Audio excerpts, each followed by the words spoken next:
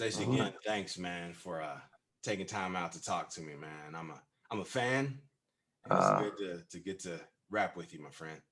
my pleasure. Yeah, yeah. Pleasure. I got sort of an off the beaten path question just to kick it off. If you had to encapsulate, or if you had to choose three albums that kind of Mm. encapsulate your musical philosophy, be it how they deal with rhythm, how they deal with melody, vibe, whatever it is. They could be on your top 10 albums of all time or just stuff that really like shows like what your musical philosophy is. What albums would you choose? Any genre.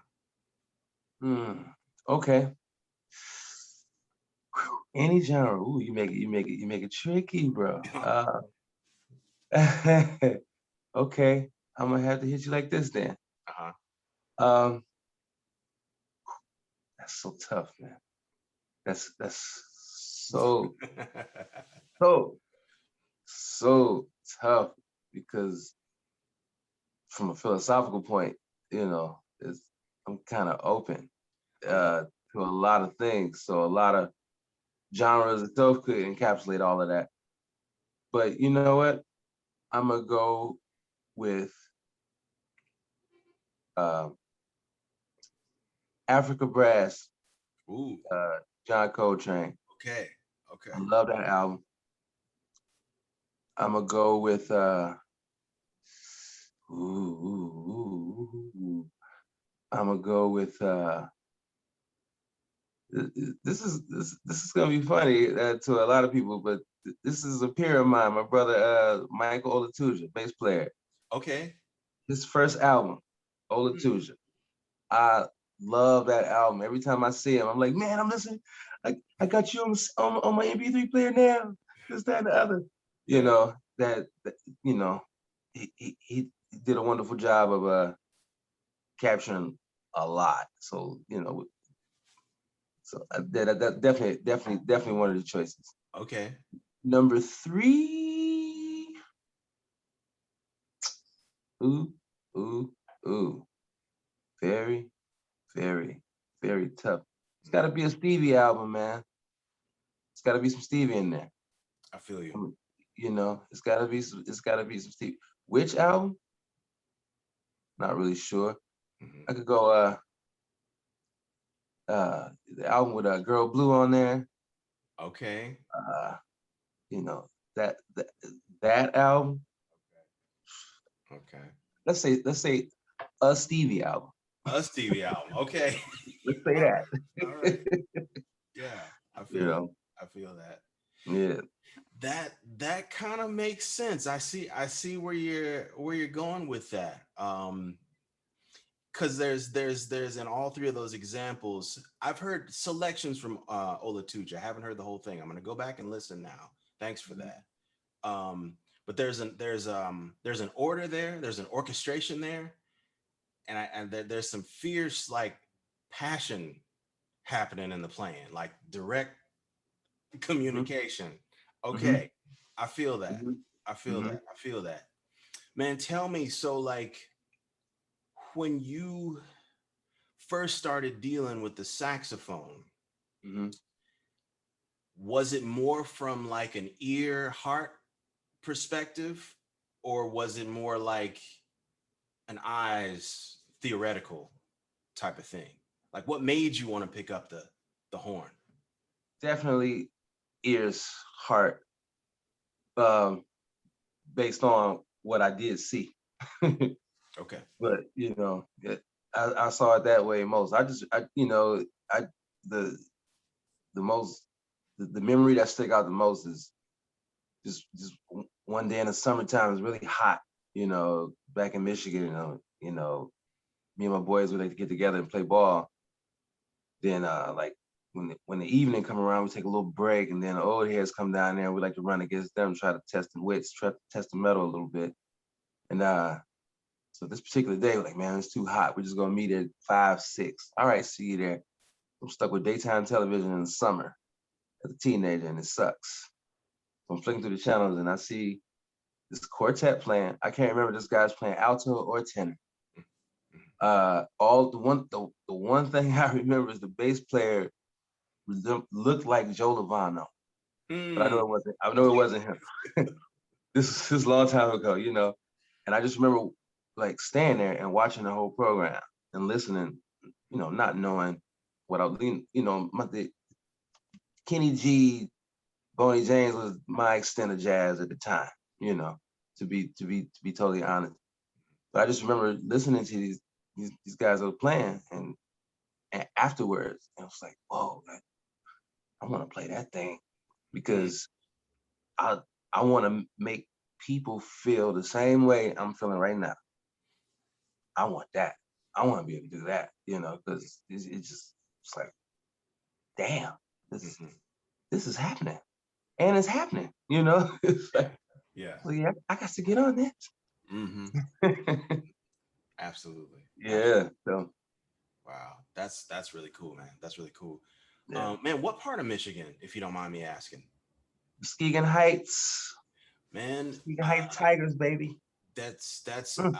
I know a guy from there, Derico Watson, There we go. drummer. I knew you were gonna say that. Yeah, yeah. That's my That's my boy. dude. That's my man. That's cool, Yeah. man. That's cool. Small world.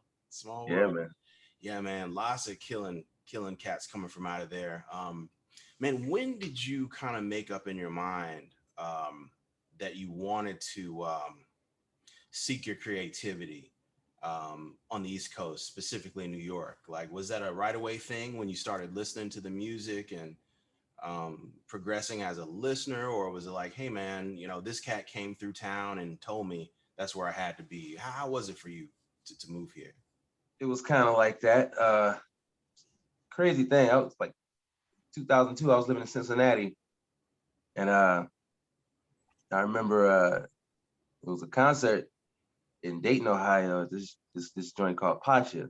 James Gators, this drummer from Columbus. James Gators trio. But, you know, he'll always feature different horn player, whatever. So this time it's featuring Myron Walden. Oh, So we like, oh, I got to check this out. I got to check him out. So we went, you know, me and my boys went down there. Mario Abney, trumpet player, he's down in New Orleans right now. mm, We went down there and what's up, bro? We went out there and you know, we checking it out, and then all the Lincoln Center cats start walking in, like Winton, you know, Ron Westray, Andre Hayward, you know, all these cats start walking in, like Wes Anderson. What's going on? What's going on? What's going on? So they started opening up the thing. You know, I'm never the cat to like ask you, can I sit in on your gig? But if you offer, I'm like, hell yeah, let's go. So Mario's, you know, he's like, yo, I'm about to get some of this. So, hey, my boy played too. I had my horn, I had my soprano tucked away under the seat. I was kind of like, eh. So we played Softly as the Morning Sunrise. And I remember we was playing, and then after that, you know, like went and just gave me this look like, yeah, boy, you always gonna play, boy, this, that, and the other. So we rapped for a long time after that. And it was so funny that we had this run in when we did, because it's like exactly 2 weeks before running to Winton and having this conversation with him and everything, my boy Martin Kelly was also in New York. Uh, you know, and I went to undergrad with him, Central State University, uh, Wilberforce, Ohio. Uh, you know, I was on the phone with him, and he's like, you know, you need to get out here, man. You need to get out here. You got a place to stay if you do this, that, and the other. Now I hadn't visited nothing. You know, I'd yeah. never been in New York. Okay. I was already set to go to grad school at Northwestern, but I knew coming to New York was something that I wanted to do. I just wasn't sure I was ready to cut it. But that night before, you know, talking about, you know, at the club, talking to Whitney and everything, they gave me this pat on the back, this boost of confidence to say like, man, maybe I can cut it, you know. So I get back, I call my boy Martin, I'm coming. Oh yeah, when you coming? In 2 weeks. Mm, So, yeah, so it just so happened I had a gig at the Tony Williams Jazz Fest. Tony Williams alto player out in Cherry Hill, New Jersey. okay. I met him because I was in the Central State alumni band. So Mm, I had this gig anyway. I just used that gig to get me from there to here. So from Cherry Hill, I got on the bus, and he met me at Port Authority, and 19 years later. Wow. Yeah. That's cool. That's cool. Hmm. Man, me and my wife talk sometimes about the character of New York. We just moved to the area last year, right before the pandemic, like January of Okay. 2020. But we had been up here, back and forth a couple of times a year, for the past 7 years or something. And we always like to characterize New York as kind of like a grumpy old man. Some days he wants to take you under his wing and tell you his stories of yesteryear. You know, Hmm. some days he wants to tell you to get off his lawn, like right now. It's just it depends on Some what days like, he's in, man. But when you yo, when you first got here, man, kind of what character did you encounter for the city and moving around? What community did you find? man, I kind of found everything at the same time for the simple fact that, when I got here, like, very unannounced. So I didn't know what I was coming to. I didn't know anything. Uh, my boy has a day job, so it ain't like he could roam around with me at night and check out what's going on. So I was pretty much on my own for that. Wow. Wow. So, back when it was still all about jazz, the newspaper, and I would get one of those on the subway map. I was like, oh, this is everything I need right here. I could, circle little squares on the map of Manhattan and say, I'm gonna go here today and just pace them down these streets, check out what's going on. And by the time the evening comes, I'm gonna go to this club, that club, and Hmm. just see what's up. Because I don't know what's hot and what's not. I just know I'm in New York, so I'm ready to see it. And I just jumped in it just like that. And then, I've never had problems making friends anyway, so figured it wouldn't start now. So, That's real. here we are.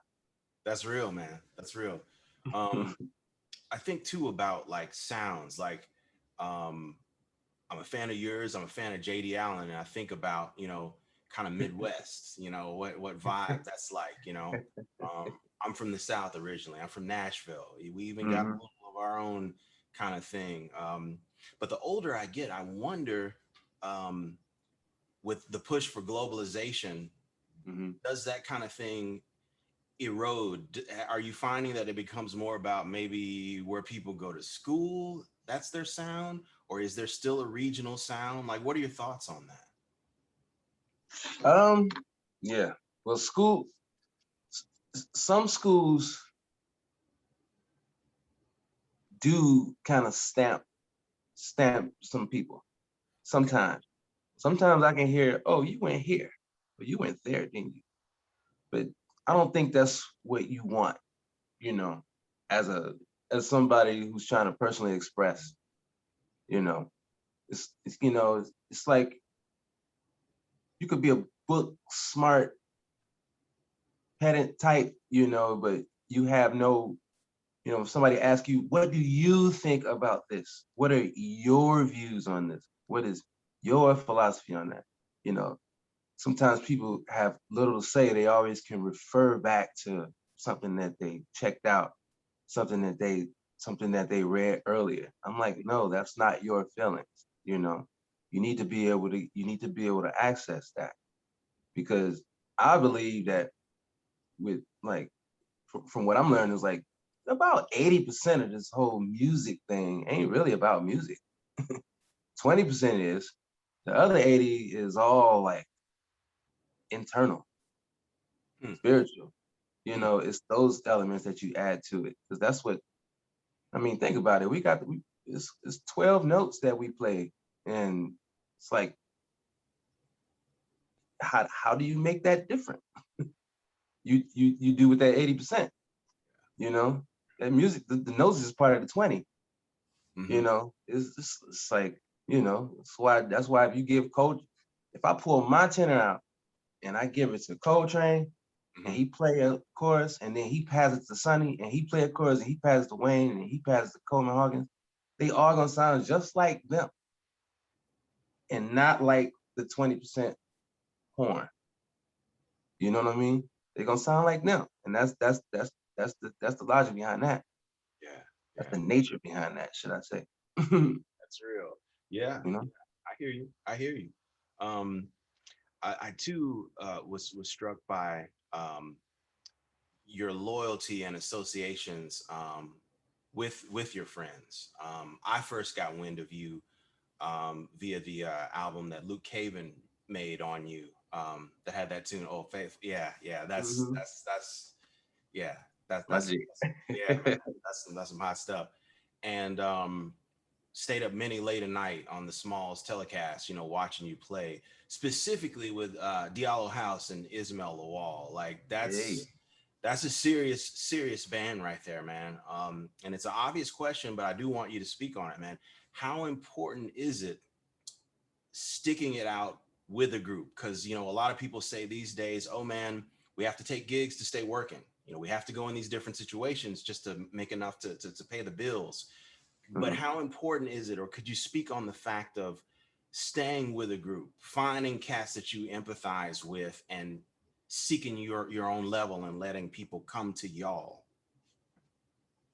Yeah, it's important. I mean, it's going back to 80/20. Camaraderie is is a big part of this thing. You know, it's certain elements that have to fit together first for something like that to happen. It's like I love it when I've been fortunate enough to have a number of bands that I've either led or co-led, and without force, I can say that each member of the band is like a transitive property. Each member of the band is cool with everybody equally. You know, and at any given time, any two of the five members or any three of the five members will be here kicking it, doing something that ain't got nothing to do with music. You Mm, know, that builds. It's like when you build that net, that safety of when you feel like you could just fall backwards and you know they're gonna catch you, you know, that that comes with time. That comes, you know, it's not like saying like, okay, in order for this music, you gotta be my friend. Like I said, without force. Everything's gotta be without force. So I think it's really important because you know, you like I said, you know each other. You know, you can do different fancy things with each other because you know if you do, you know, metaphorically bust your ass, you can, you know, somebody help you up over here, catch you or this, that, and the other, you know. So it's, you know, it's you know, if you could do it, because I know right now nowadays it's a harder thing to pull off because of the whole gig situation and how it's so different from going back to the 60s all the way to now, you know. Uh, but you know, if you could make that happen, you know, especially with people that you're really cool with, people that you really trust, people that you really feel joy with, and you know, people that don't take joy away from you, you know, that's a magic recipe right there. So it's like you stick together, that alone, like the amplified love alone is going to be enough, and the conviction that comes with it, you know, mhm. that's, you know, that's it right there. So yeah, That's I would say do it, fellas, ladies. You can do it. Mhm. Start now if you haven't. Absolutely, absolutely, man. We've seen a lot, specifically in our country, over the last 14 months. Overt violence, um, the uncertainty of knowing when things get back together. Um, I guess the first part of the question is, um, do you think arts or music in particular can help to soothe or raise awareness, um, for human interest and human civility in its purest form, or do you think that we reach a ceiling with actual notes? What's your philosophy on like the power of music to like transform? Well, I find that to be very true. I know that it does have that power to do so. Um, but you know, it's if you're gonna do it, you got to do it with all the right intentions, because that energy that's coming from you, it is something. Whether you believe it or not, whether you convicted to it or not, it is something. Now, what do you want it to be? You know, and I, music is a great unifier. I mean, think about it. Look at the jazz scene. Look at the racial inequality, racial divide. Look at that whole scene, and look in the jazz scene and tell me where is that?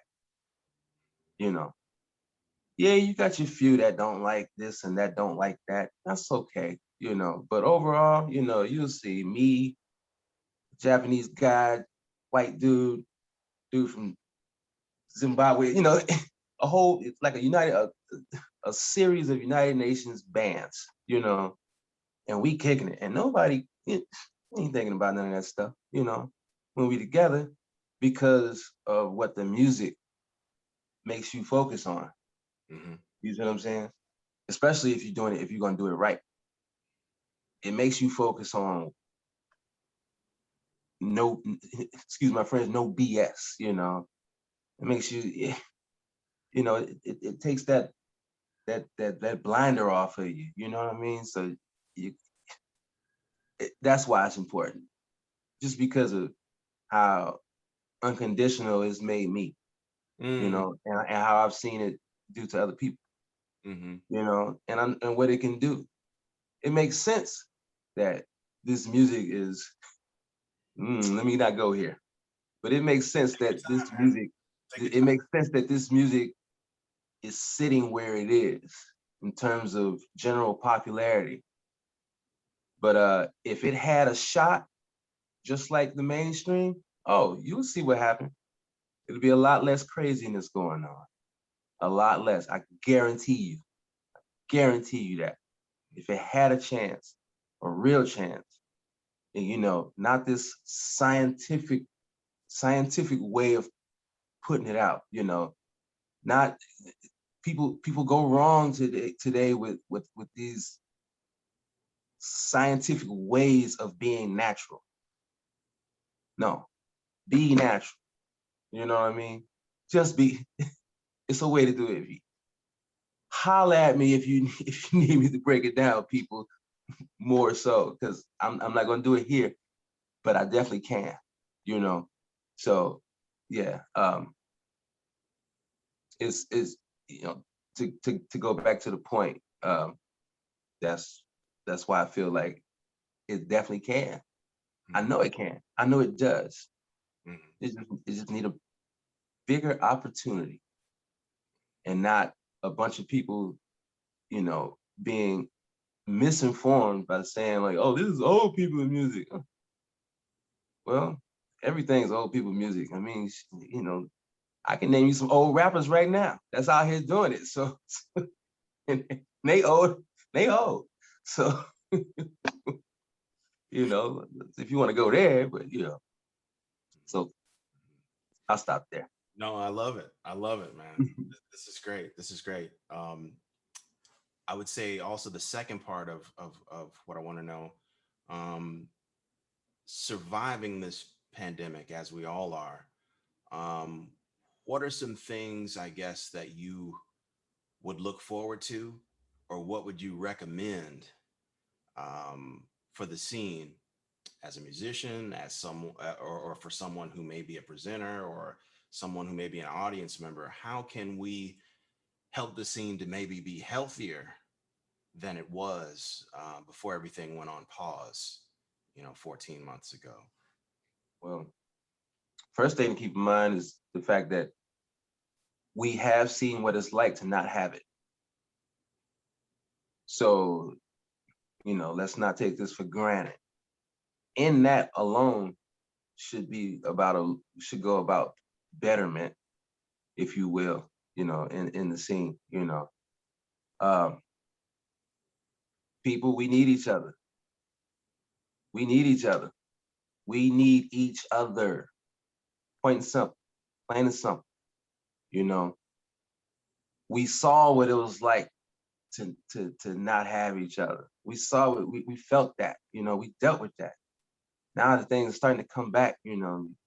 life is feeling like life again, you know. You can feel your shoulders tingle again because you're excited about something, you know. Let's remember that, you know. Let's just remember where we just came from. Because, you know, people, society suffers from amnesia a lot, you know. And it flared, it flared. Uh-oh. May have gone on mute there. There we go. Okay, sweet. So what was I saying? Oh yeah, about just remembering, y'all, that, you know, we need to remember where we were, and we felt something like the worst. It could have totally been worse. It could have totally been worse. Bad in the sense that we couldn't play, and we couldn't play for anybody, you know. But now that we all are able to enjoy that, just keep in mind how much we actually love it, and just love it. It's a fresh start. It's a fresh start in a way. So how you gonna do it this time? You know, because I know I'm gonna do things a little different. You know, for the better. You'll see. And yeah, that's that. So that's real. like, as far as like step by step pamphlet on like what to do first and what to do now, I can't offer you that, because it's a, you know, it's a cross a bridge when you get there type thing. It's a, you know, it's a lot of improv in this thing. So, you know, you really don't know what's next. But you know how to, you know where to, you know, direct your attention, if you will. Right on. And in closing here, I would ask kind of how we came in. If you could put together your fantasy musical ensemble of any era, any genre, any folks that you know like to see, living or dead. And I know the answer will probably change tomorrow, but for today, what would you lean toward? Who would you lean toward? Jeremy Bean Clemens on drums. Bass, it's a toss up, because it's a few brothers that I'm digging big time. It could be Amin Salim, it could be Ryan Berg, it could be Diallo House, it could be Corker Hold, that could be, oh man, it's just could be a whole bunch of people. Claffy out there, Ben Wolf, Gerald Cat, you know, that's a hard chair right there. The drums is too, but it's just that me and Bean that's just like, it's my man, you know. You gotta sit right there, you know. Uh, mm, mm, you know, I don't know, man. It's tough. You're killing me, bro. All right, let's say if I did one. All right, see, I'm naming all these names that people won't know, but you are asking me. That's right. And I'm going by everything that I pretty much talked about, the 80-20, you know, a lot of that 80 is with these people that I'm naming. Let me see. For a trumpet next to me, you can give me Greg Glassman, you can give me Maurice Brown, you can give me Josh Evans, you Roy, you know. I had a really good time playing with Nicholas Payton. A couple times I got to. That was really nice. Marquise Hill, piano. I like my man Ryan Weaver down in North Carolina. Where are you, Ryan? Bud, where you at, Bud? Come say hi. Put your head on the ground or something. Young cat Sean Mason, Davis Whitfield. You know, cats that I'm really digging. Eric Reed. That's You know what? I'm gonna go ahead and put Eric Reed right there. I'm gonna put Eric because that's a big brother to me, big time. Cyrus too, Cyrus Chestnut. Should I get some horns? Let me see. Give me Steve Wilson on alto. Put him there. I love playing with him too. He gave me a nice hello, if you will. You know what I mean? Yes, sir. I get it. You know, Craig McNabb on guitar. That's my man. Or Michael Lewis Smith. That's my man too. Mm-hmm. You know, you give me any configuration of those people I named, we tearing the house down. We burning it down. And we're gonna be smiling about it too. You know? That's real, man. Yeah. I mean, it's a bunch of obvious names I could give you.